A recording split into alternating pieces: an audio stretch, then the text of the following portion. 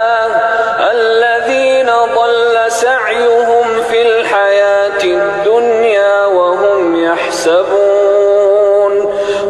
يحسبون أنهم يحسنون صنعا أولئك الذين كفروا بآيات ربهم ولقائه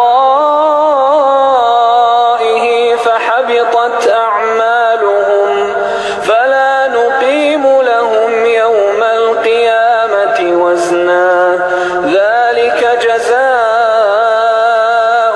جهنم بما كفروا واتخذوا آياتي ورسلي هزوا إن الذين آمنوا وعملوا الصالحات كانت لهم جنات الفردوس نزلا خالدين فيها لا يبغون عنها حولا قل لو كان البحر مدادا لكلمات ربي لنفد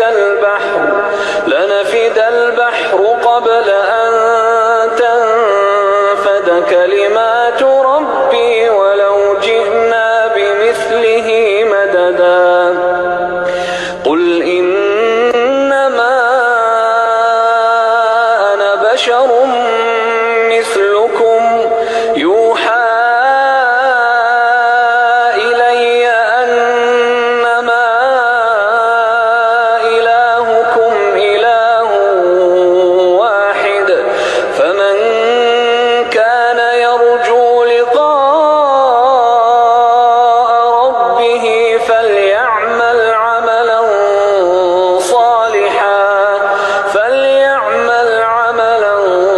صالحا ولا يشرك بعبادة ربه أحدا. بسم الله الرحمن الرحيم الحمد لله الذي أنزل على عبده الكتاب ولم يجعل له عوجا قيما لينذر بأسا شديدا من لدنه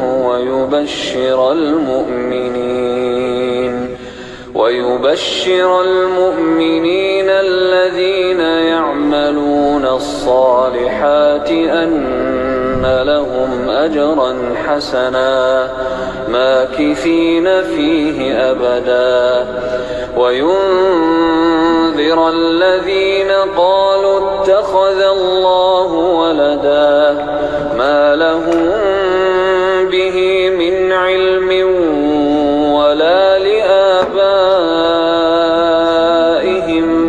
كبرت كلمة تخرج من أفواههم إن يقولون إلا كذبا فلعلك باخع نفسك على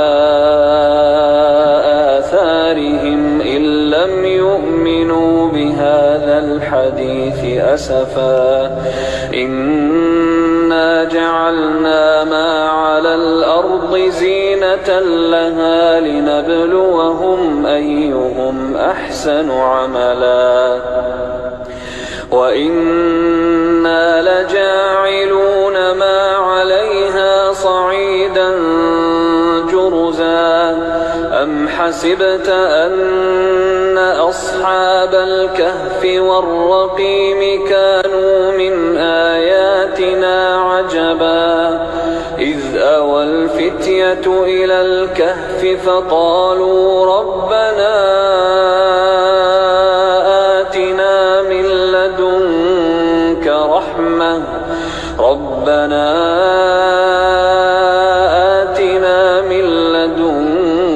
رحمة وهيئ لنا من أمرنا رشدا. بسم الله الرحمن الرحيم الذين كانت أعينهم في غطاء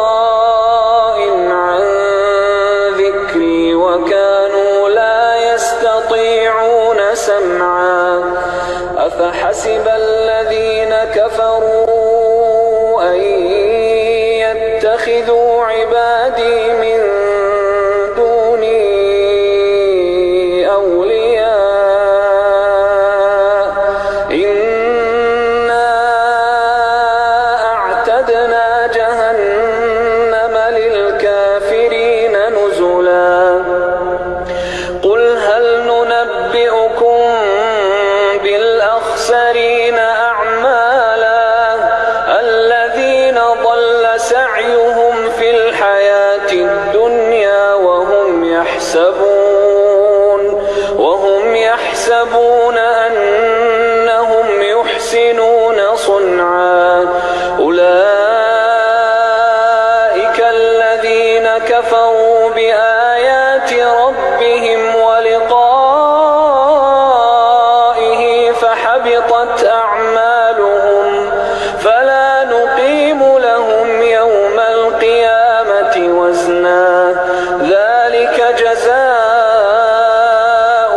جهنم بما كفروا واتخذوا آياتي ورسلي هزوا إن الذين آمنوا وعملوا الصالحات كانت لهم جنات الفردوس نزلا خالدين فيها لا يبغون عنها حولا قل لو كان البحر مدادا لكلمات ربي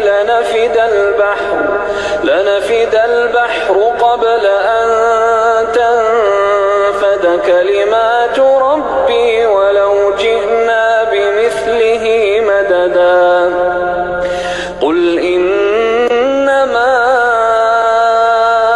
أنا بشر مثلكم يوحى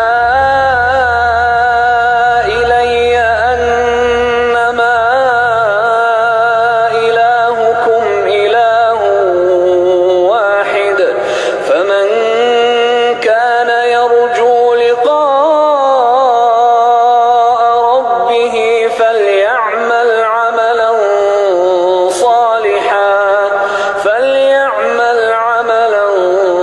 صالحا ولا يشرك بعبادة ربه أحدا.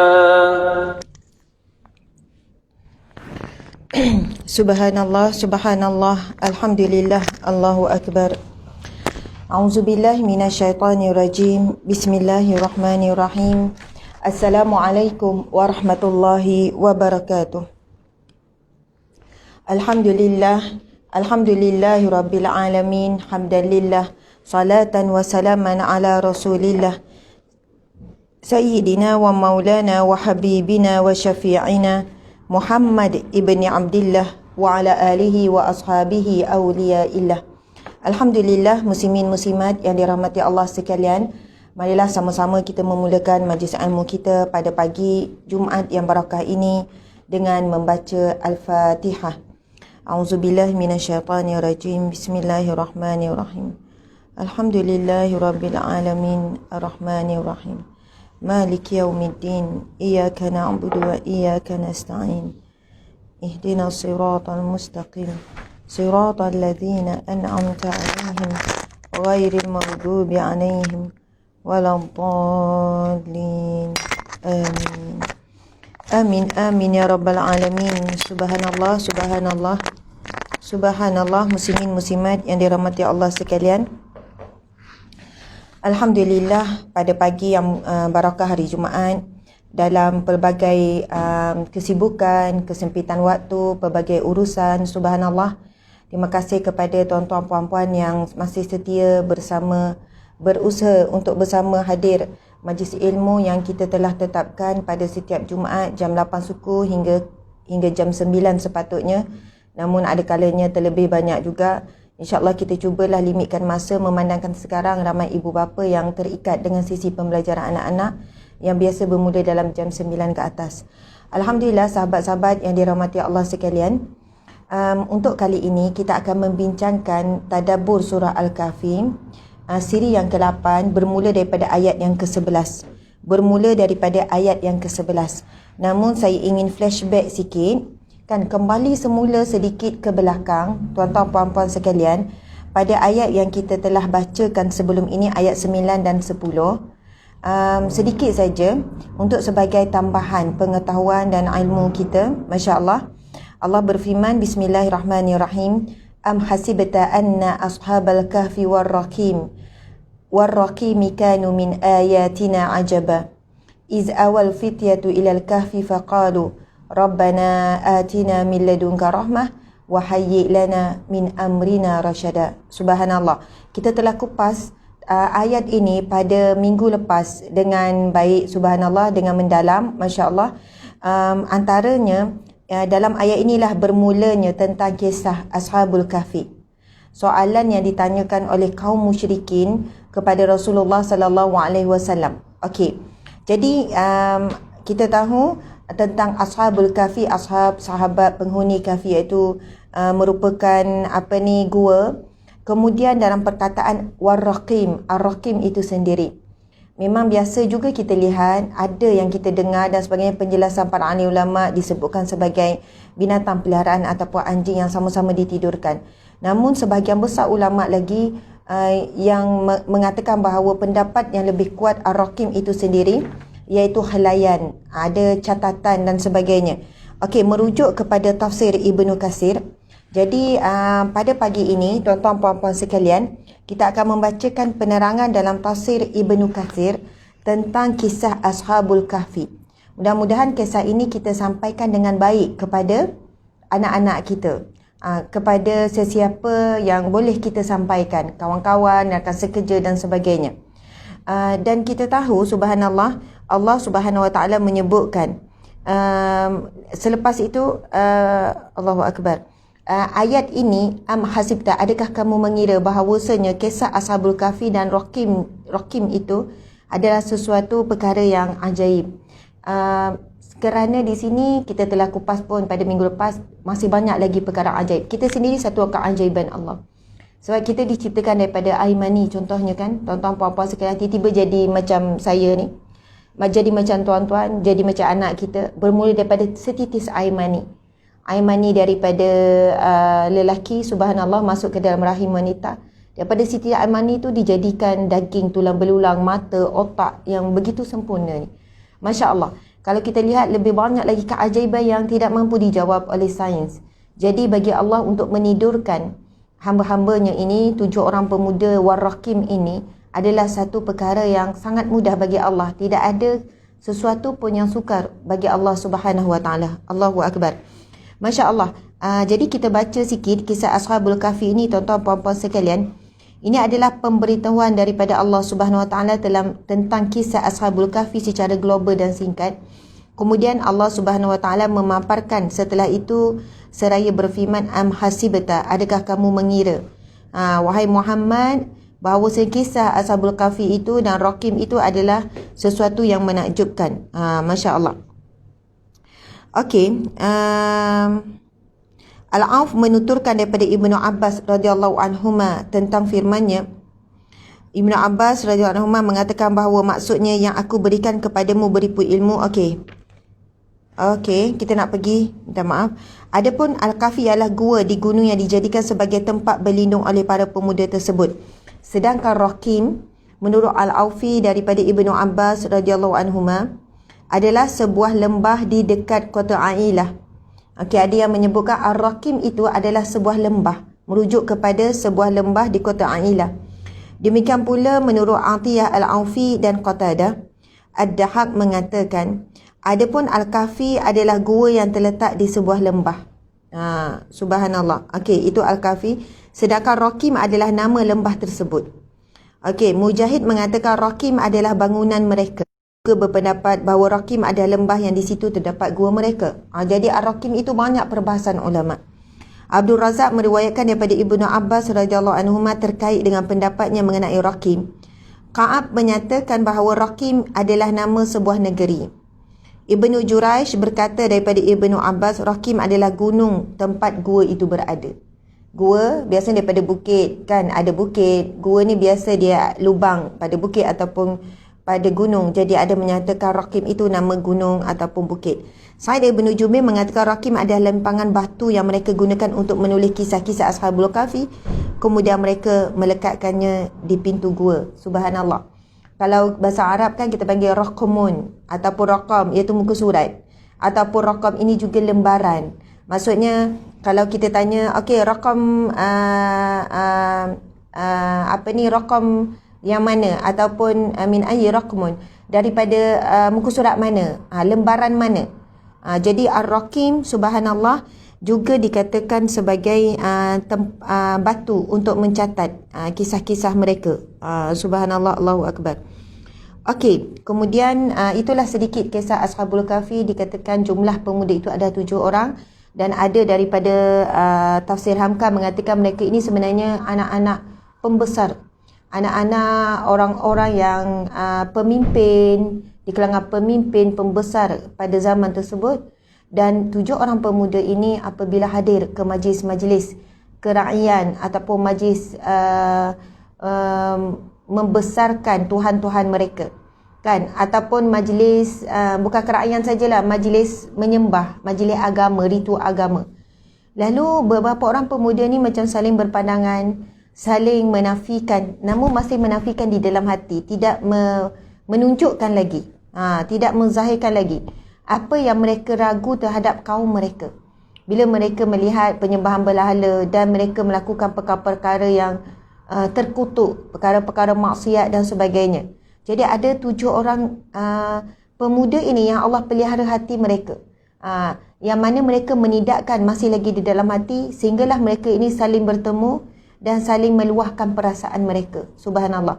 Tatkala itulah apabila masyarakat kaum ketika itu mula mengesan bahawasanya 7 golongan, 7 orang lelaki pemuda ini cuba menyendiri, melarikan diri, seolahnya kita boleh faham kan, kalau dalam ramai ada yang kurang setuju, boleh nampak pada memek muka, pada tindakan dan sebagainya. Akhirnya mereka memohon petunjuk daripada Allah Subhanahu Wa Taala. Allahu Akbar. Okey, sekarang kita akan tengok pada perbincangan kita ni. Itulah. Okay. Dah 3 kali dah. Okey, subhanallah, sahabat-sahabat yang mati Allah sekalian, ditidurkan oleh Allah Subhanahu Wa Taala. Pada ayat yang ke-11 kita akan sambung. Allah Subhanahu Wa Taala menjawab permohonan Ashabul Kahfi ini dengan menidurkan mereka di dalam sebuah gua selama bertahun lamanya. Ayat doa tu kita baca pada ayat yang ke-10, kita dah kupas panjang. Jadi dalam ayat yang ke-10 Ashabul Kahfi memohon kepada Allah. Lalu mereka berkata, Rabbana atina min ladunka rahmah wa hayyi' lana min amrina rasyada. Tuan-tuan puan-puan sekalian, dalam keadaan kita sukar, susah, dalam ada masalah dan sebagainya, ini antara doa yang terbaik untuk kita minta dengan Allah. Ini berlaku kepada Ashabul Kahfi, tuan-tuan puan-puan sekalian. Dalam keadaan mereka susah, dalam keadaan bimbang, dalam keadaan mereka ini perlu tinggalkan siapa? Mereka ini perlu tinggalkan ibu ayah mereka. Mereka perlu tinggalkan rumah mereka. Dan mungkin mereka juga meninggalkan harta benda yang mereka miliki. Mereka tinggalkan kawan-kawan, mereka tinggalkan kampung. Mereka tidak tahu lagi tempat dituju. Maksudnya mereka dalam situasi yang betul-betul blur, kosong, tak tahu nak buat apa. Masya Allah, subhanallah. Maka begitulah, wahai ibu ayah sekalian, para guru dan sebagainya yang sedang menghadapi ujian dalam pengurusan sesi pembelajaran anak-anak sekarang. Malam tadi saya ada buat satu post, kemudian ramai yang meluah perasaan tentang ujian dan kesukaran yang dilalui dalam tempoh memulakan sesi pembelajaran tahun 2021.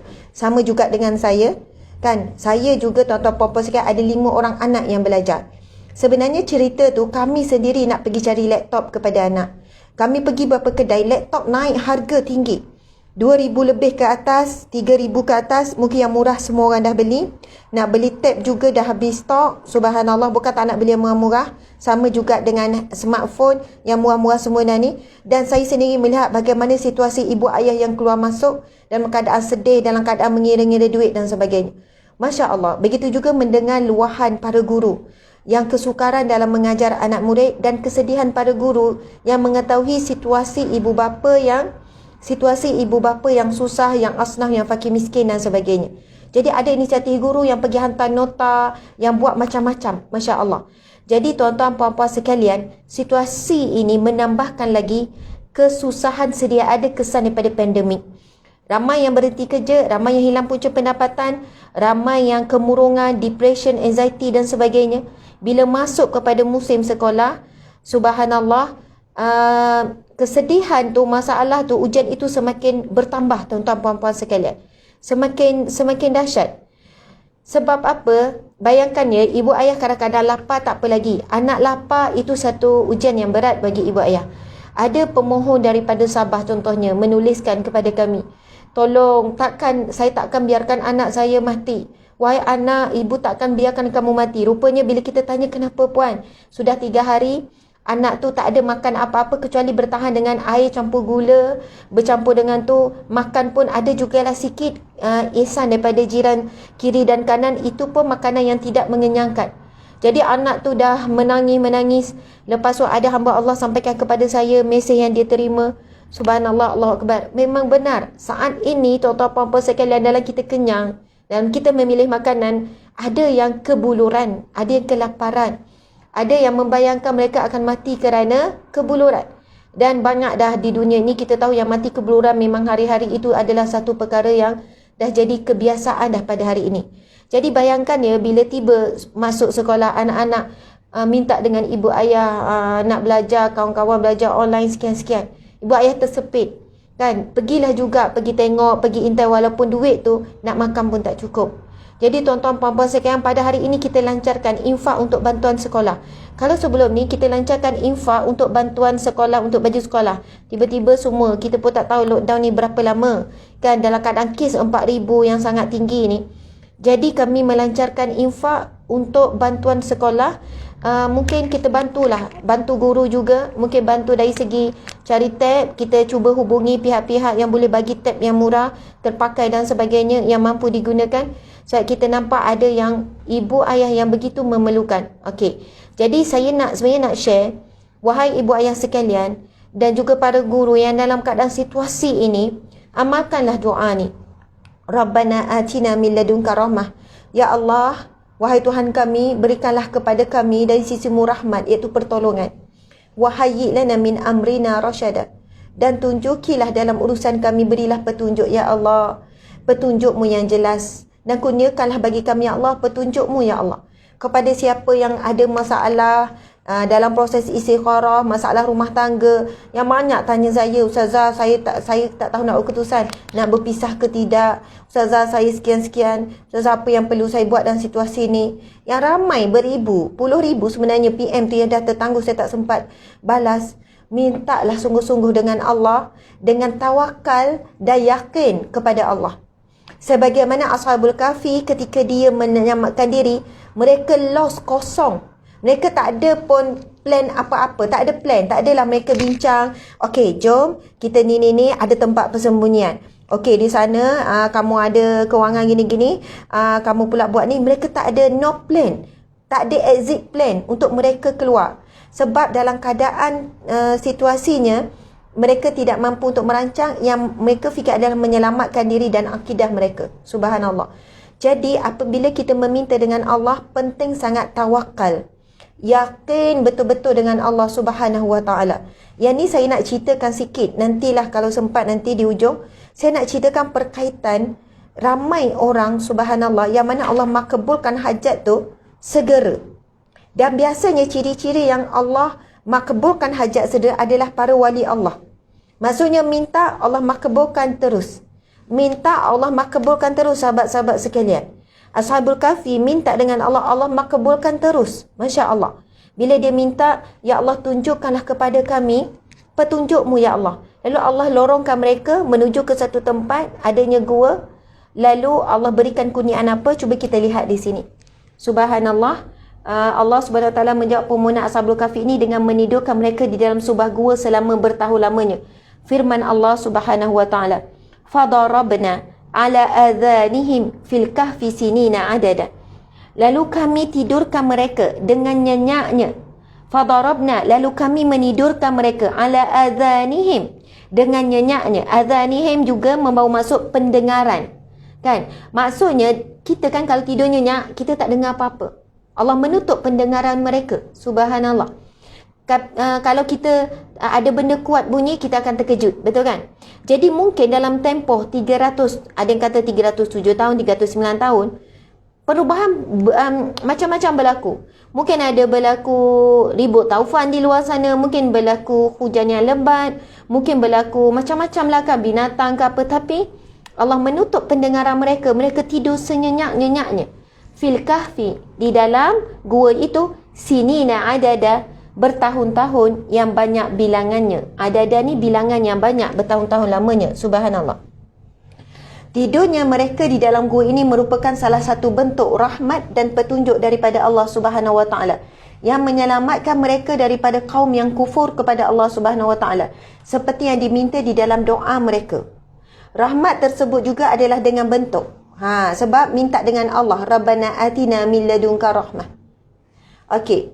Rahmat dalam bentuk, dalam cerita Ashabul Kahfi ini, Allah Subhanahu Wa Taala mengilhamkan mereka untuk pergi ke gua. Allah Subhanahu Wa Taala melindungi mereka selama berada di dalam gua tersebut, sehingga mereka dapat bangun dalam keadaan baik walaupun tidur bertahun lamanya, tanpa makan, tanpa minum, tanpa jaga. Walaupun mungkin dalam gua itu mungkin ada binatang-binatang berbisa kan, biasalah gua yang terbiar, tapi Allah pelihara mereka. Apabila mereka bangun, Allah Subhanahu Wa Taala telah menggantikan kaum yang kufur kepada kaum yang beriman. Subhanallah, Allahu Akbar.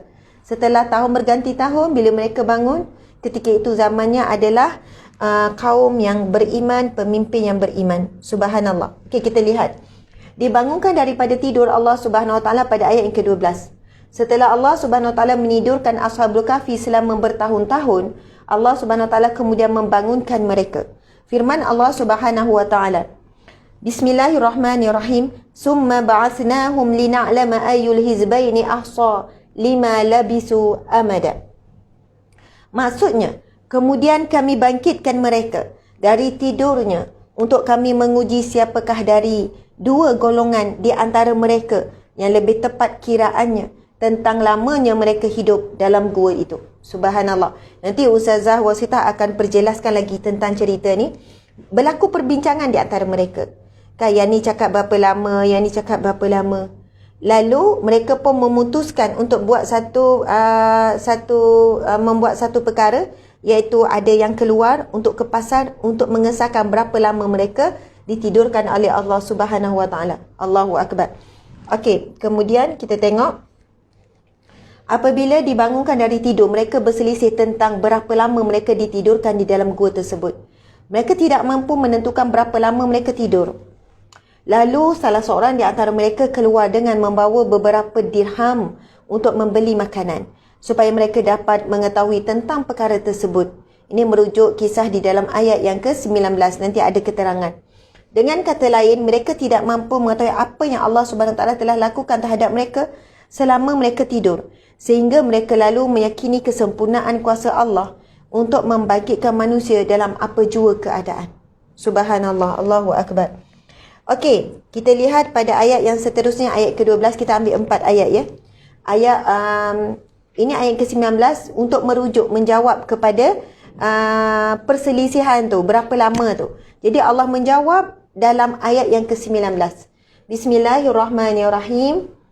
Wa kadzalika ba'athnahum liyatasaalu bainahum qala qailun minhum kam labistum qalu labisna yawman aw ba'da yawm qalu rabbukum a'lamu bima labistum fab'athu ahadakum biwariqikum hadhihi ila al-Madinah.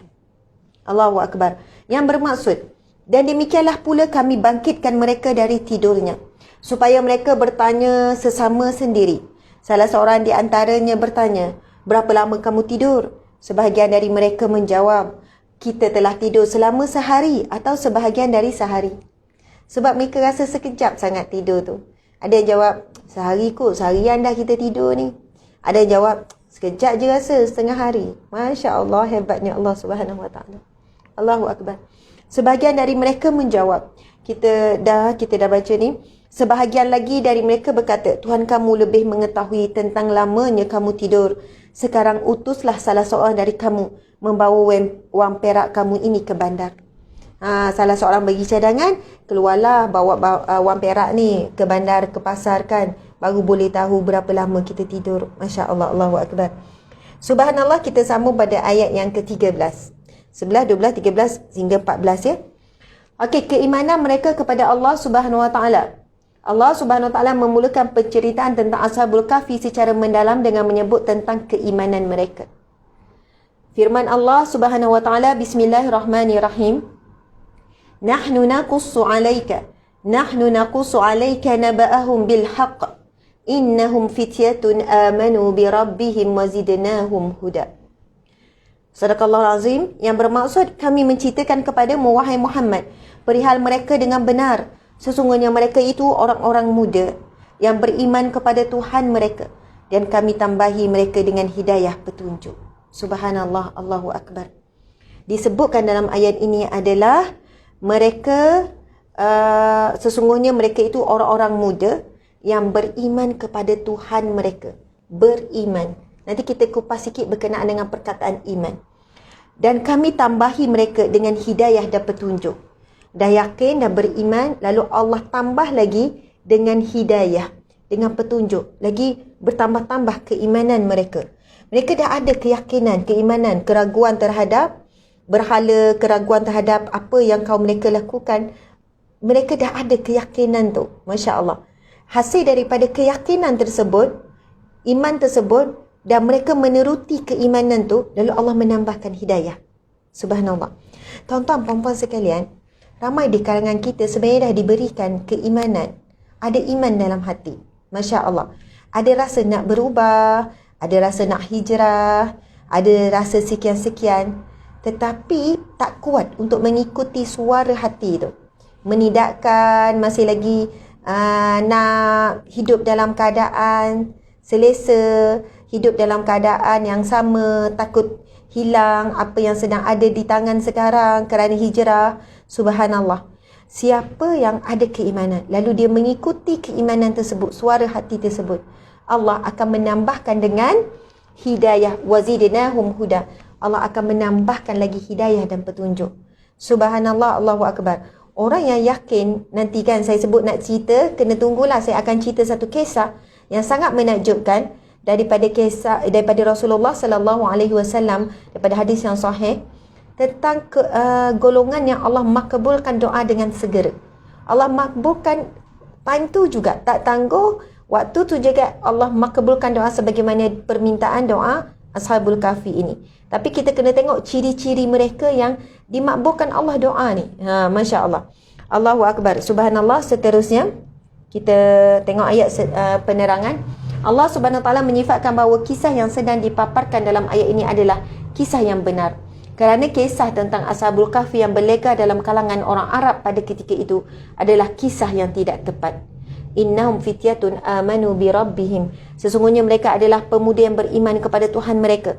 Lalu ayat ini Allah Subhanahu Wa Taala mengiktiraf bahawa mereka merupakan pemuda yang taat dan beriman kepada Allah dengan ketaatan dan keimanan yang sesungguhnya, iaitu tidak mensyirikkan Allah pada zahir dan pada hati mereka. Subhanallah. Kerana keimanan dan ketaatan mereka kepada Allah Subhanahu Wa Taala itu, maka Allah Subhanahu Wa Taala tambahi lagi iman dan petunjuk ke dalam hati mereka. Pada kalimah wazidnahum huda. Kami tambahkan petunjuk kepada mereka. Berdasarkan potongan ayat ini, para ulama menyimpulkan bahawa iman itu boleh bertambah dengan ketaatan dan berkurang kerana kemaksiatan. Allahu Akbar. Ini adalah kalam ulama yang menyebutkan al-imanu yazidu wa yanqus. Iman itu bertambah dan juga berkurang, sahabat-sahabat sekalian. Al-imanu yazidu bi-ta'ah. Iman ni boleh bertambah dengan amalan ketaatan. Kan? Kita solat, kita zakat, kita puasa, kita tutup aurat. Bila kita melakukan ketaatan, kita zikir, kita baca Quran, iman sedang bertambah. Masya Allah. Wa yaqus, dan iman ini boleh berkurang bil maksiyah, dengan maksiat. Iman akan berkurang dengan maksiat. Sebab itu tuan-tuan puan-puan sekalian, iman adalah umpama seperti antivirus. Bila datang maksiat, dia boleh delete, dia boleh tolak. Masya Allah. Bila datang ujian, masalah, sesuatu yang boleh menimbulkan kemarahan, kita boleh bertahan. Kita kuat, kita boleh bertahan. Sebab iman kita kuat dengan ketaatan.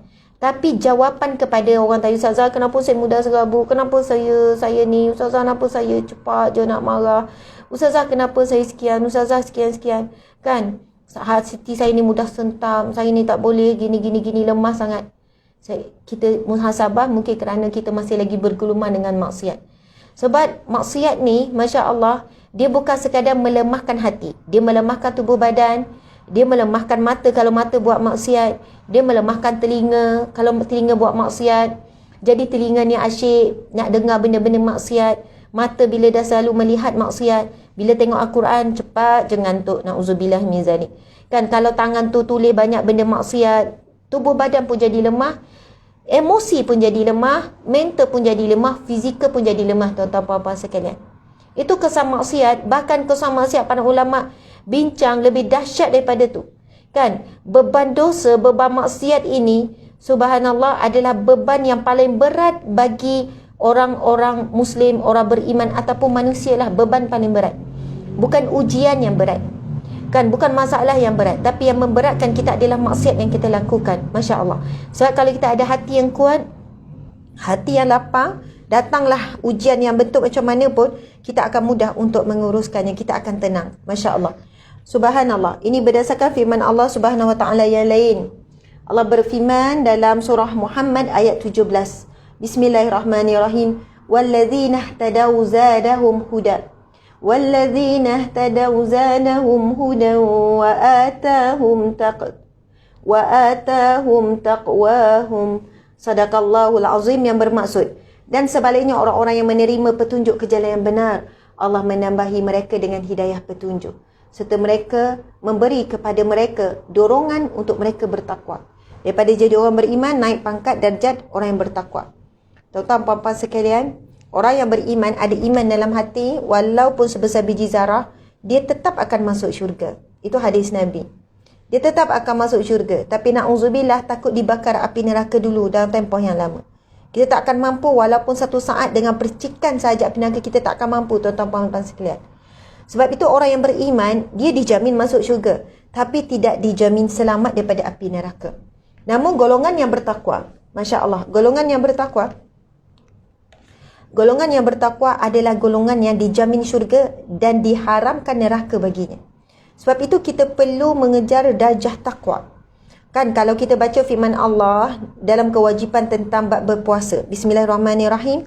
Ya ayyuhallazina amanu. Wahai orang-orang yang beriman. Allah seru dengan panggilan bukan wahai manusia ataupun wahai orang-orang Muslim, tak. Tapi Allah menyeru dengan kalimah wahai orang-orang yang beriman. Ya ayyuhallazina amanu. Kutiba alaikumusiyam kama kutiba alal ladzina min qablikum la'allakum tattaqun.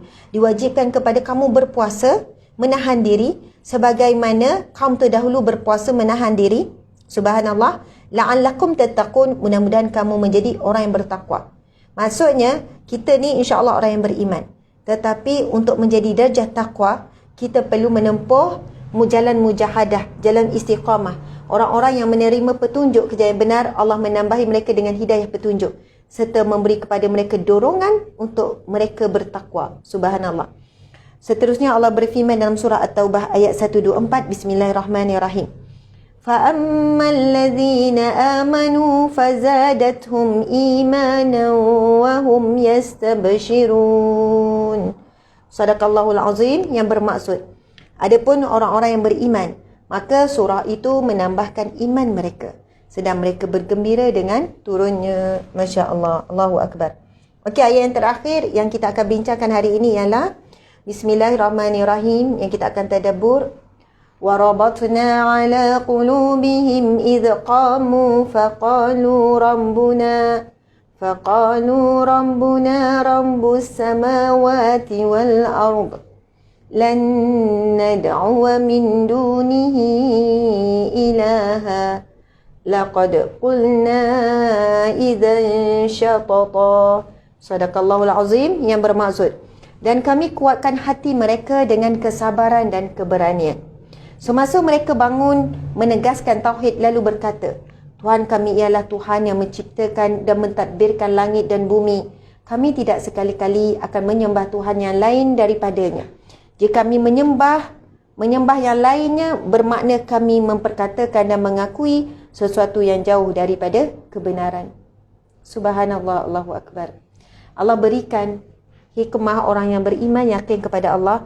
Dia rentetan tu kan, berdoa tadi tu kan, Rabbana atina min ladunka rahmah wa hayyi lana min amrina rasyada. Allah menjawab doa Ashabul Kahfi, diberikan ilham untuk menuju ke gua.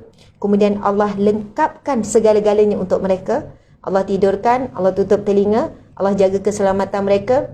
Perut mereka walaupun tak makan tapi tidak kelaparan. Subhanallah. Kemudian Allah menjawab dengan sempurna permintaan mereka. Kemudian ayat yang kita belajar tadi, bukan itu saja yang mereka dapat, susulan daripada iman yang ada, lalu mereka mengikuti iman tersebut. Allah menambahkan petunjuk, Allah menambahkan hidayah. Dan bila Allah tambahkan hidayah, mereka menjadi orang yang bertakwa. Subhanallah. Dan kita tengok ayat ke-14, kami kuatkan hati mereka dengan kesabaran dan keberanian. Jadi orang yang beramal dengan doa tadi, umpamanya, subhanallah, Rabbana atina min ladunka rahmah wa hayyi lana min amrina rasyada. Tuan-tuan puan-puan sekalian, sekiranya lah kita tak nampak lagi, kita tak nampak daripada doa tu, kita sedang ada masalah tentang gadget anak contoh kan, ada masalah tentang gadget anak, Allahu Akbar, kemudian kita tengok, kita pun baca doa ni, baca, mungkin ia bukan datang dalam bentuk tiba-tiba ada orang bagi gadget, tiba-tiba ada sekian-sekian, tetapi perkara pertama yang Allah akan beri adalah Allah berikan kekuatan sabar, kekuatan tenang. Bukan kepada kita saja, mungkin kepada anak juga. Mungkin anak tu kata, tak apalah Umi janganlah susah hati. InsyaAllah nanti adalah rezeki tu, adik belajar. Contoh, Allahu Akbar. Kita tak tahu macam mana bentuk pertolongan Allah. Jadi kita pun nak sebut juga sahabat sekalian. Sebab kita buat elan dah pagi tadi, kepada siapa yang memerlukan dan keadaan betul-betul terdesak, kami sedang mengumpulkan infak, dan infak itu akan dikhususkan untuk bantuan sumbangan kepada pembelian gadget. Kita akan cari yang sebaik mungkin dan kita agihkan. Tadi kita nampak kita dah dapat banyak permohonan dan kita akan buat sedikit semakan. Kita bukan main bagi je, kita akan minta my kit anak, kita akan minta gambar anak dan sebagainya untuk buat pengesahan sikit. Kemudian mungkin ada 4 orang anak kan, 5 orang, kita tak mampu bagi semua sebab kita nak bagi seramai mungkin. Mungkin kalau 5 bagi 2. Mungkin kalau 2 bagi 1. Wallahu a'lam, kita tengok. Jadi sebab ia bukan bagi satu saja, mereka kena beli top up juga kan. Untuk line internet, wallahu a'lam, kami akan cuba sedaya upaya membantu. Jadi sahabat-sahabat sekalian, kita bila berdoa dengan doa yang dalam ayat ke-10 tu, kadang-kadang bukan datang dalam bentuk apa yang kita harapkan, tetapi Allah memberikan kita kesabaran dan juga keberanian. Semasa mereka bangun menegaskan tauhid lalu berkata, Tuhan kami ialah Tuhan yang menciptakan dan mentadbirkan langit dan bumi. Kami tidak sekali-kali akan menyembah Tuhan yang lain daripadanya. Jika kami menyembah yang lain, bermakna kami memperkatakan dan mengakui sesuatu yang jauh daripada kebenaran. Masya Allah, Allahu Akbar. Ini kan berlaku kepada Nabi Ibrahim AS ketika sedang mencari-cari siapakah Tuhan sekalian alam. Bila melihat matahari, adakah itu Tuhan? Tiba-tiba matahari hilang kan? Takkan Tuhan tu hilang. Kemudian melihat bulan, bila lihat bulan, okey mungkin ini Tuhan, subhanallah. Tapi kemudian bulan pun hilang. Kemudian tengok sekalian perhatian alam. Akhirnya Nabi Ibrahim AS juga menyatakan bahawa Tuhan adalah yang menciptakan sekalian alam. Rabbus samawati wal ard, Tuhan yang menciptakan pentadbir sekalian bumi dan langit. Masya Allah. Jadi itulah pegangan orang yang beriman ketika ada kelompongan antara Nabi. Subhanallah. Sebab bila kewafatan Nabi bukan terus bersambung, ada Nabi lain. Kadang-kadang senggang waktu antara Nabi dengan Nabi 300 tahun. Ada 500 tahun. Lama. Jadi ini disebut sebagai ahli fatrah. Ahli mereka yang masih kekal dalam fitrah. Fitrah hamba, seorang hamba. Masya Allah. Walaupun mungkin setelah tahun berganti tahun, tuan-tuan puan-puan sekalian, kan Nabi pun dah tak ada ketika itu tak ada Nabi untuk menyampaikan risalah tauhid dan sebagainya. Jadi sebahagiannya telah pun mengada-adakan Tuhan. Berhala lah, dia sembah matahari, dia sembah api. Tapi masih ada golongan ahli fatrah yang tak sembah apa-apa. Yang mana hati mereka tetap yakin, walaupun tidak ada risalah, tidak ada ayat, tak ada wahyu, mereka tetap yakin bahawasanya Tuhan adalah yang mentadbir sekalian alam. Masya Allah. Begitulah pegangan Ashabul Kahfi ketika itu. Okey, jadi saya sekadar itu untuk tadabbur ayat dan saya kena tunaikan janjilah pusing sini. Kita perhatikan Ashabul Kahfi tadi, kita katakan adalah golongan yang Allah Subhanahu Wa Taala mempercepatkan doa mereka. Masa tu juga Allah tunaikan. Sudah tentu mereka ini adalah orang-orang yang istimewa di sisi Allah. Sama ada mereka ini orang yang kuat ibadah, orang saleh, orang yang tawakalnya penuh kepada Allah. Tidak ada ragu sedikit pun. Orang yang benar-benar yakin, orang yang benar-benar menyerah diri kepada Allah Subhanahu Wa Taala. Allahu Akbar. Tuan-tuan puan-puan sekalian. Kisah yang saya nak kongsikan adalah kisah tentang 3 orang lelaki yang tersekat dalam satu gua oleh satu batu yang besar. Subhanallah. Ini diceritakan oleh Rasulullah sallallahu alaihi wasallam daripada riwayat yang sahih. Hadis yang sahih menceritakan suatu ketika dulu Nabi bercerita ada 3 orang lelaki yang mana mereka mungkin berteduh dalam sebuah gua. Kemudian ada batu besar yang jatuh daripada atas. Sebab gua kita tahu gua ni mesti ada di bawah kan. Lepas tu daripada bukit ada batu besar yang menutup pintu gua. Masya Allah. Dan ketiga lelaki ini cuba menolak batu besar tersebut tapi tidak mampu untuk, memang tak mampulah dengan tenaga 3 orang lelaki tak menggerakkan sedikit pun sebab batu tu terlalu berat dan terlalu besar. Okey, subhanallah. Jadi masing-masing ketika ini tuan-tuan puan-puan sekalian duduk berfikir macam mana nak buat. Masing-masing perlu balik, masing-masing pun perlu menyelamatkan diri. Makanan, semua makanan pun tak ada, tapi ada tanggungjawab lah di rumah. Macam tu. Subhanallah. Kemudian tuan-tuan puan-puan sekalian, mereka pun sesama mereka saling berdoa dengan doa masing-masing. Dan kaedah mereka berdoa adalah mereka bertawasul dengan amalan soleh mereka. Amalan soleh yang mereka merasakan amalan tersebut sangat susah mereka buat. Dan amalan tersebut mereka rasakan, mereka lakukan ketika itu dengan ikhlas, semata-mata mengharapkan redha Allah Subhanahu Wa Taala. Kita nak capai tahap ni tuan-tuan puan sangat susah. Tapi kawan-kawan kalau kita belajar daripada kisah ini, kita ada ilmu sikit kan, kita dapat buat sikit sebanyak. Jangan tinggalkan, kalau kita tak mampu buat sikit. Okey, pemuda yang pertama berdoa, ya Allah, sesungguhnya aku ada ibu dan ayah. Aku ada orang tua, ibu ayah yang aku jaga, ya Allah. Kemudian aku ada juga isteri dan anak-anak kecilku, ya Allah. Namun ya Allah, aku sangat menjaga ibu ayah, berbakti pada ibu ayah. Aku sangat memuliakan ibu ayahku, ya Allah. Macam itulah umpamanya. Suatu hari, aku balik lambat. Dia cerita, ya Allah, suatu hari aku balik lambat daripada kerja ataupun daripada cari rezeki. Aku dah sampai pada lewat malam. Masya Allah. Dia cerita kepada Allah apa yang dia buat ni. Bagaimana dia menyantuni ibu ni. Dia kata, ya Allah, aku tidak akan memberikan makan ataupun minum melainkan ibu dan ayahku makan dan minum terlebih dahulu. Barulah aku berikan kepada isteri dan anak-anak dan diriku.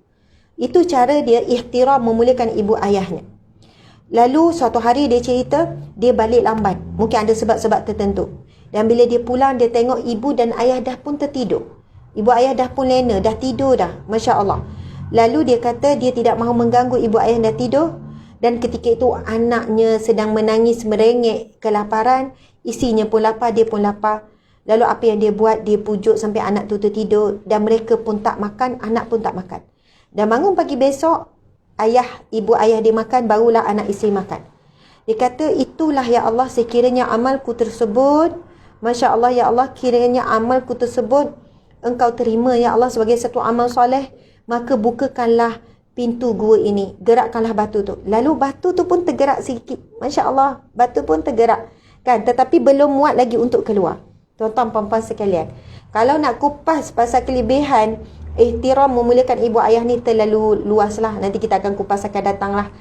Tuan-tuan puan-puan, kita kan kadang-kadang bukanlah lapar sangat, dah kenyang kan, adalah beli makanan, nak bawa kepada mak ayah contohnya kan, on the way dah kereta dah makan dah, puan, betul kan?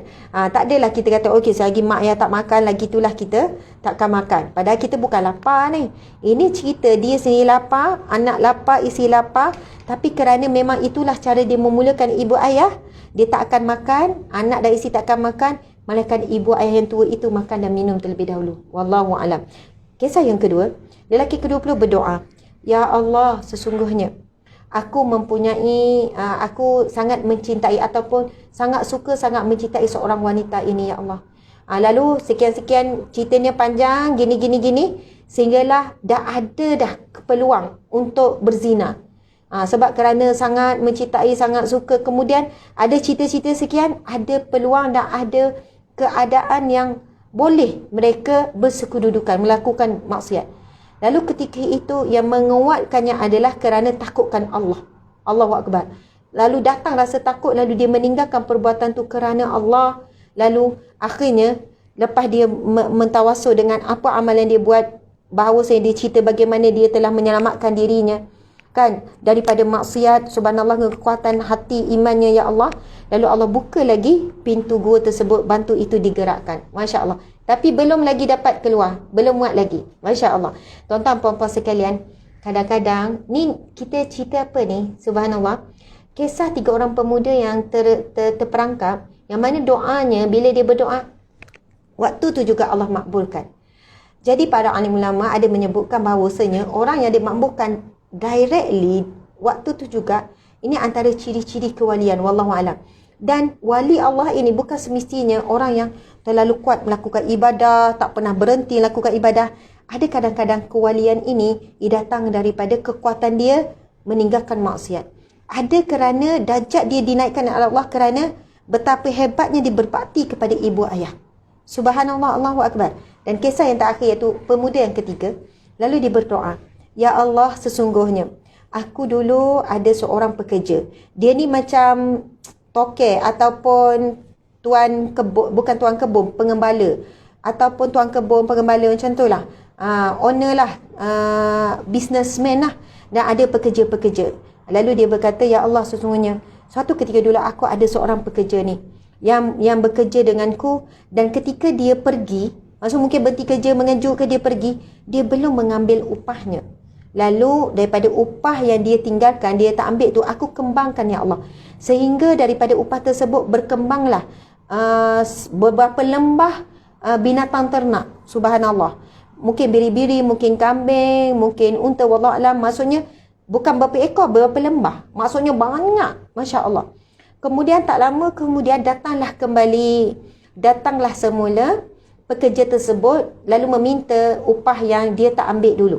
Lalu aku pun menunjukkan kepadanya, ya Allah, hasil daripada duitnya. Lalu dia pun bagi tahulah mungkin pekerja tu, itulah duit gaji kamu. Lalu orang tersebut tak percaya. Kamu jangan main-main, bos, jangan main-main. Kan gaji contoh mungkin 700 je. 700 je. Ini berapa juta ni kan? Ni berapa ratus ribu ni. Lalu ya Allah, aku berikan kepadanya semuanya. Lalu dia mengambil semua binatang tersebut tanpa meninggalkan satu pun. Yang pekerja ni pun, kan, kalau kita cerita. Tapi ini ada hikmahnya Allah nak sampaikan pada kita. Dia ambil semua lembah tu, tak tinggalkan sedikit pun. Kalau kita, saya ambil yang nilai gaji tu je lah 2 ekor, yang lain tuan lah. Tuan yang beri makan, tuan yang jaga, tuan yang berhabis masa, saya tak buat apa-apa pun. Tapi subhanallah, jujur sungguh tuan ni, kan, macam tuan pula bekerja kepada pekerja tu, dia bagi semua dan dia tidak meninggalkan. Dan aku lakukan hal itu ya Allah kerana semata-mata mengharapkan redha-Mu ya Allah. Samalah tiga-tiga tadi tu semua mengharapkan redha Allah. Subhanallah, sebab itu orang yang ikhlas ni tuan-tuan puan-puan sekalian, paling mahal. Masya Allah, paling mahal. Kalaulah para alim ulama menyebutkan antara kuantiti dengan kualiti lebih utama. Kita kan kadang-kadang nak buat banyak benda, kita nak buat. Seorang ibu ni kan, kita nak buat yang terbaik untuk anak. Nak buat itu, nak buat ini. Kalau kita tak mampu, jangan kejar kuantiti, kejar kualiti. Buatlah satu tapi dengan terbaik. Nak ngajar hadis pun nak suruh anak hafal, nak hafal Quran, nak suruh anak mahir sirah ni, semua tak terbuat. Akhirnya ambillah satu, buat betul-betul, jaga kualiti. Masya Allah, Allahu Akbar. Jadi sahabat-sahabat dimati Allah sekalian, kesimpulan daripada saya, daripada ayat yang kita bincangkan tadi, betapa pentingnya kita mengutamakan iman, takwa, keikhlasan dan sebagainya. Inilah orang-orang yang terbaik amalnya tuan-tuan puan-puan sekalian. Allah memandang kepada hati kita ketika kita melakukan sesuatu. Sama juga bila ulama membahaskan tentang perkataan zuhud. Zuhud tu bukan bermaksud memakai pakaian yang compang-camping, itu kita dah tahu maksud zuhud. Zuhud adalah bagaimana hati memandang kepada dunia. Sebab boleh jadi orang yang fakir miskin pakai yang compang-camping tapi hatinya cintakan dunia. Sangat mencintai dunia. Sesak nafas dia bila tengok orang itu, tak tenang hidupnya. Bukan semestinya orang yang fakir miskin pakai pakaian yang lusuh, kereta yang buruk, hatinya tidak condong kepada dunia. Dan bukannya kita tengok ada orang pakai kereta besar, rumah besar kan, pakaian pun bagus. Tak semestinya hatinya condong kepada dunia. Mungkin hatinya condong kepada akhirat. Sebab itu, zuhud ini adalah bagaimana pandangan hati terhadap dunia. Boleh jadi orang asnaf, orang fakir miskin dan dia memandang dunia pun kecil, dia pun tak hidup rasa susah. Walaupun dia susah, tak rasa susah sebab hatinya tak memandang kepada dunia. Masya Allah. Jadi ramai orang kaya raya pula, walaupun dah ada semuanya, tapi kerana hati tu sangat besar mencintai dunia, dia fakir dan miskin. Tak pernah cukup, tak rasa tenang dengan apa yang ada. Subhanallah, Alhamdulillah, terima kasih daripada saya tuan-tuan puan-puan sekalian. Seterusnya saya menyerahkan kepada Ustazah Wasithah untuk menambah, untuk mengemaskan lagi perbincangan pada hari ini. Subhanallah, saya sekadar itu saja ya tuan-tuan puan-puan sekalian. Nanti Ustazah Wasithah akan tutup terus. Akan tutup dengan ni, maksudnya saya tak sambung dah lah. Dan kepada sesiapa yang ingin, ambil jap, ingin memiliki planner baik Ustazah Asma Harun, Masya Allah, kita ada stok lagi. Dan stok ini terhad tuan-tuan puan-puan sekalian. Sebab dah habis stok, kita tak akan ni lagi dah. Buka dik cepat. Dah habis stok, kita tak akan restock lagi dah. Ada lebih kurang dalam berapa ratus lagi lah. Masya Allah. Wanita paling bahagia, dia bersekali dengan buku tip wanita bahagia. Kemudian adalah buku bacaan maksurat dan suara pilihan. Ini adalah planner yang bukan sekadar planner tuan-tuan puan-puan sekalian. Ada hadis Nabi, ada pengisian, membantu kita menjadi wanita bahagia yang solehah. Masya Allah. Okey. Jadi siapa yang nak tahu detail boleh tekan link yang dikongsikan. Kemudian ada satu planner khas untuk sekeluarga menuju syurga. Subhanallah. Okey, kepada siapa yang berhajat, bolehlah simpan bajet-bajet terus. Nanti gaji dapat kan dalam 3 hari lagi. Gaji dapat dalam 3 hari lagi. Mungkin gaji hari ni ke? Wallahualam. Gaji dapat hari Isnin rasanya kan. Jadi dalam ni ada macam-macam lah. Ada bab kekeluargaan. Siapa yang beli secara dalam set lengkap, dia akan dapat tazkirah time. Jadi bila ada waktu minta tazkirah keluarga, terus ada pengisian untuk tazkirah. Kemudian akan diberikan al-maksurat dan juga 5 surah pilihan, Yasin, Al-Kahfi, Al-Waqi'ah, kemudian Al-Mulk dan Sejadah. Subhanallah. Okey, jadi sekian daripada saya. Mohon maaf salah dan silap. Wabillahi taufiq wal hidayah. Assalamualaikum warahmatullahi wabarakatuh.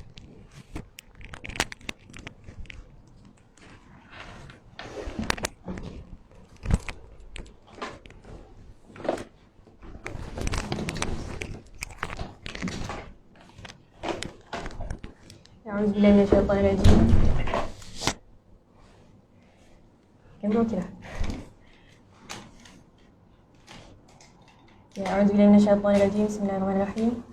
Alhamdulillahirabbil alamin wassalatu wassalamu ala asyrafil anbiya'i wal mursalin wa ala alihi washabihi ajma'in. Rabbi shrah li sadri wa yassir li amri wahlul 'uqdatam min lisani yafqahu qawli. Yafqahu qawli. InsyaAllah pada akhir, sebab kita kalau boleh kita nak boleh habis sikit. So saya tak berhajat nak memanjangkan lagi sesi ni. Cuma apa yang saya nak tambah sikit adalah saya nak buat konklusi sikit terhadap apa yang Ustazah cakap tadi kan.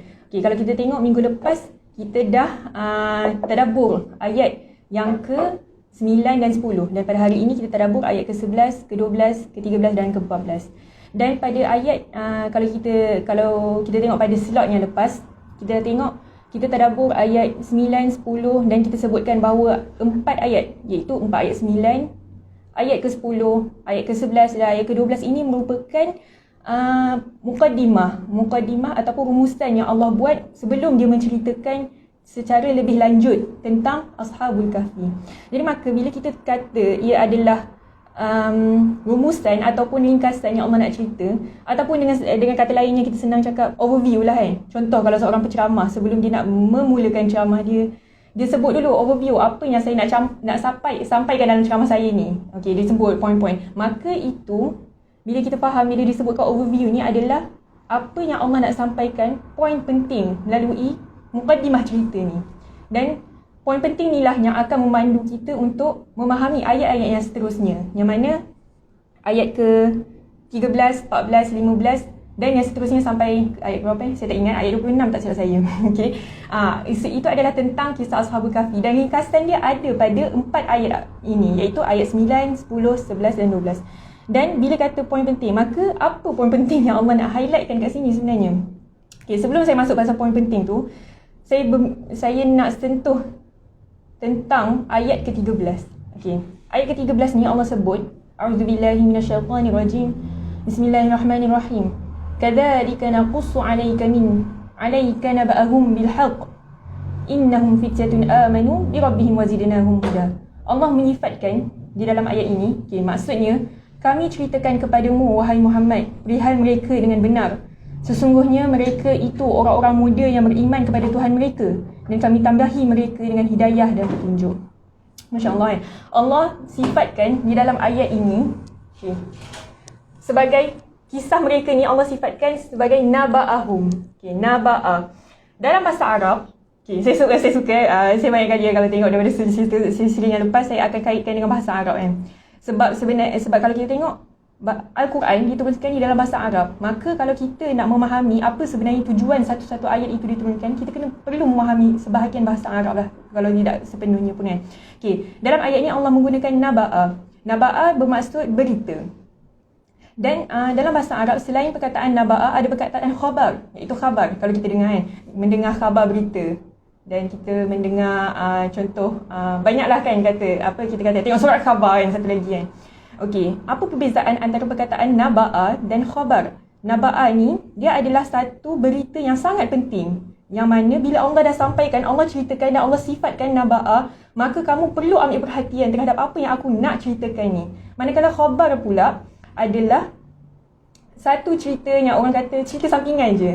Dia adalah untuk sokongan kepada cerita penting yang nak disampaikan. Okey, maka Allah menyifatkan di dalam ayat ini dan pada surah Al-Kahfi ni adalah Allah nak sampaikan berita penting. Dan berita penting tu kita boleh rumuskan kepada 4 ayat yang telah kita sebutkan tadi, iaitu ayat ke-9, ayat ke-10, ayat ke-11 dan ayat ke-12. Okey, maka apa poin penting yang Allah nak sampaikan? Antara poin pentingnya adalah sebelum ni lah, kalau kita tengok pada 4 ayat ni, dia ada 3 fasa. Dia ada fasa sebelum mereka ditidurkan, dan seterusnya fasa mereka semasa mereka ditidurkan, dan seterusnya adalah fasa selepas mereka ditidurkan.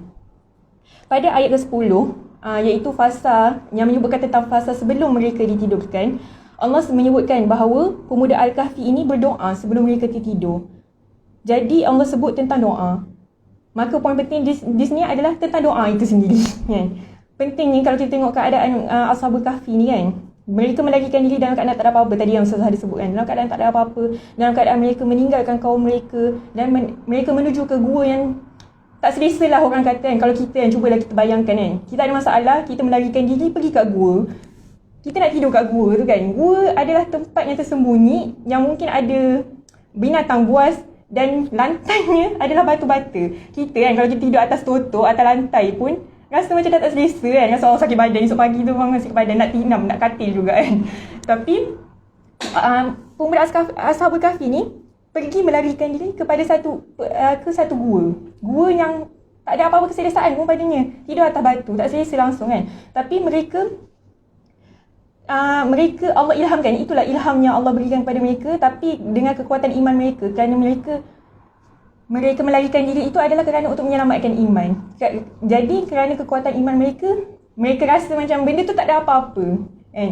Tidur atas lantai pun tak ada apa-apa, yang penting adalah dia ingin menyelamatkan diri mereka. Dan itulah kerana itu bila mereka dah rasa resah-gelisah, tak ada apa-apa pada diri mereka, bekalan, tak ada apa-apa bekalan pun yang mereka bawa kepada gua tersebut, maka mereka pun berdoa, Rabbana atina min ladunka rahmah wa hayyi' lana min amrina rasyada.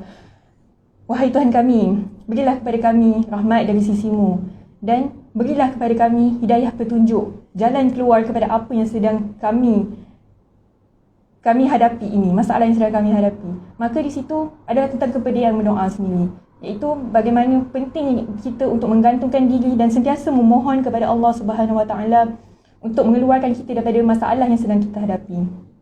Dan seterusnya, kalau kita tengok pada doa mereka sendiri, Rabbana atina min ladunka rahmah wa hayyi lana min amrina rasyada. Menariknya, doa di sini Allah menggunakan kata ganti nama kami. Kalau kita tengok Rabbana atina min ladunka rahmah. Okey. Dalam bahasa Arab, na di belakang tu Rabbana atina. Semua tu merujuk kepada kata ganti nama kami. Dan Allah tak tunjuk kat sini, Allah tak sebut kat sini Rabbi atini. Rabbi atini tu dalam bahasa Arab merujuk pada kata ganti nama aku. Nak katanya kat sini satu lagi pengajaran yang kita boleh ambil adalah jangan pentingkan diri sendiri walaupun dalam berdoa.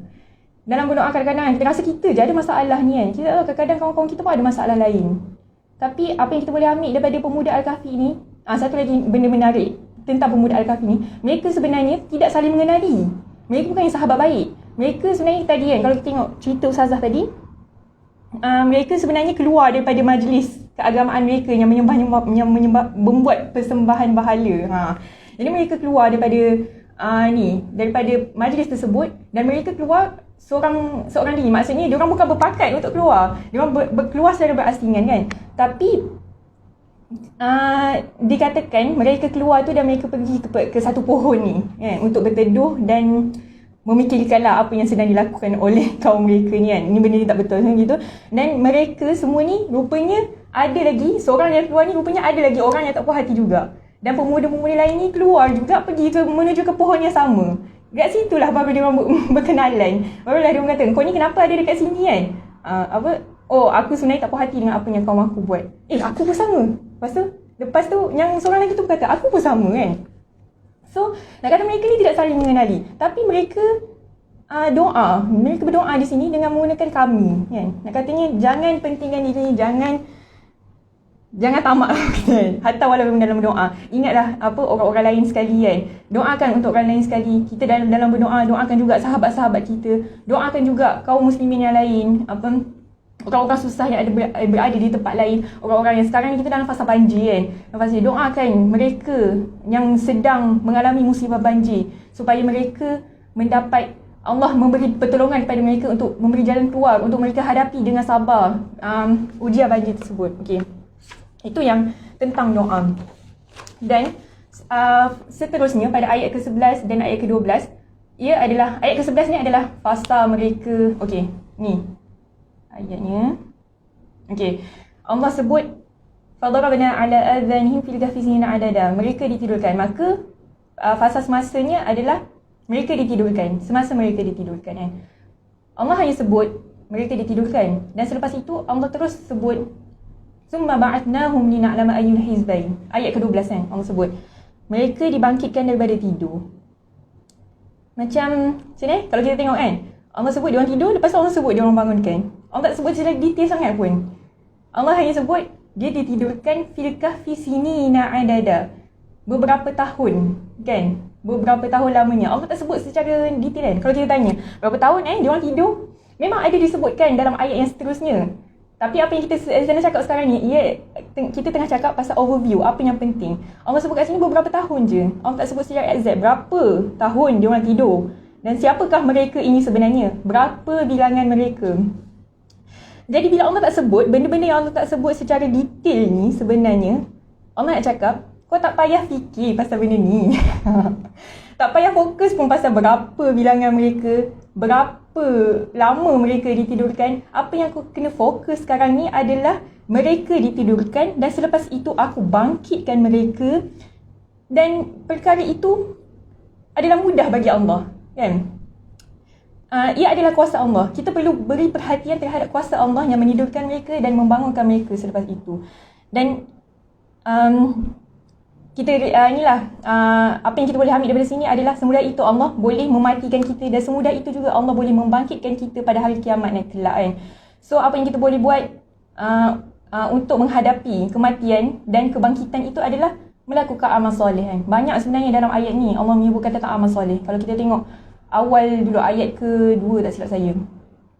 Wa yubashshirul mu'minina alladhina ya'maluna as-salihat dan berilah berita gembira kepada orang yang beriman dan orang yang melakukan amal soleh. Kat situ Allah sebut amal soleh, kepentingan tentang amal soleh. Dan pada akhir surah ini nanti, pada ayat 110-an, kita selalu buka kan kat sini sebelum kita start, baca ayat pertama sampai ayat ke-10 dan ayat ke-101 hingga ayat 110 kan. Pada ayat ke-110 tu Allah sebutkan, فَمَنْ كَانَ يَرْجُو لِقَاءَ رَبِّهِ فَلْيَعْمَلْ عَمَلًا صَالِحًا. Siapa yang ingin bertemu dengan Tuhan mereka, maka lakukanlah amal salihan. Pada hari kebangkitan nanti, kalau kita nak kita diridai oleh Allah, kalau kita nak berjumpa dengan Tuhan, itu matlamat kita sebenarnya kan. Kita nak mendapat redha Tuhan dan kita nak mendapat, kita ingin melihat Tuhan dan kita ingin bertemu dengan Allah Subhanahu Wa Taala kan. Maka apa yang patut kita lakukan pada hari ini adalah lakukanlah amal soleh. Lakukan amal soleh kan. Perbanyakkan amal soleh. Beri sedekah setakat apa yang kita mampu. Jadi seorang ibu yang baik, jadi seorang anak yang baik, jadi seorang pekerja yang baik, jadi seorang pelajar yang baik. InsyaAllah mudah-mudahan dengan amal soleh yang kita buat, dengan amal soleh yang kita amalkan, Allah menyelamatkan kita dari ujian dunia dan Allah menyelamatkan kita di azab akhirat nanti. MasyaAllah, insyaAllah. Okay. Saya rasa setakat itu sahaja saya nak tambah daripada Ustazah. InsyaAllah kita akan sambung ayat seterusnya pada sesi akan datang. Mudah-mudahan dengan apa yang kita tadabbur pada hari ini memberi efek kepada kehidupan kita pada hari ini dan hari-hari seterusnya, insyaAllah. Okay. Kita boleh tutup kita tadabbur dengan tasbih kifarah dan suratul As. Subhanakallahumma wa bihamdika, asyhadu an la ilaha illa anta, astaghfiruka wa atubu ilaik.